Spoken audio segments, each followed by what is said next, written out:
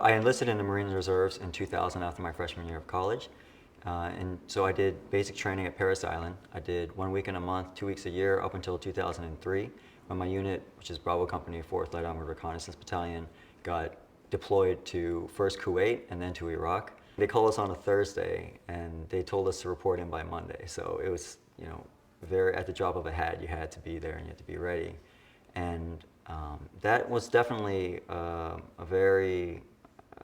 it was a tough time, even just for a few days, knowing that you're going to have to say goodbye to your family and your friends and take care of all the other administrative things that you have to take care of. I would split up my deployment into two different parts where the invasion is one of them. The second part would be when we were the quick reaction force. So we did deal with IEDs, and that was just when the insurgency was starting.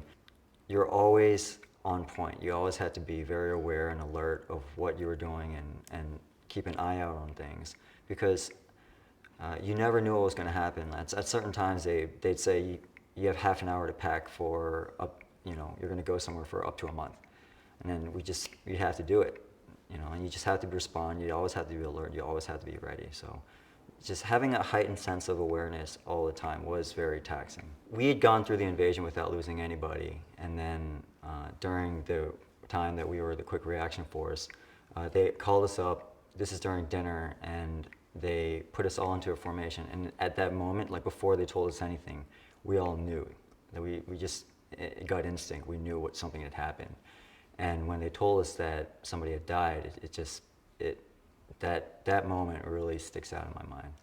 From what I took from the war and having a friend die was that life is short, that you had to set these goals and you had to meet them. So that's what I did. I came back. I did a lot better in school. And then I pursued a career in finance. And then after that, I knew that what inspired me to make that change, I knew I had to give back to that, and which is how I got involved with Jericho. There are a few things that stood out to me. Mainly, I would say it's their track record, and then it's their model, the way they approach homelessness. And I think the thing that really stood out most was just how they have a faith in people to make a transformation.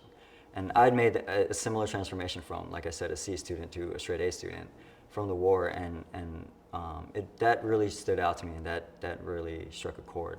So I approached them and told them that I wanted to raise money for them in honor of my friend Gregory. I was able to raise a little over $12,000, and the recreational part of the facility was named after Greg.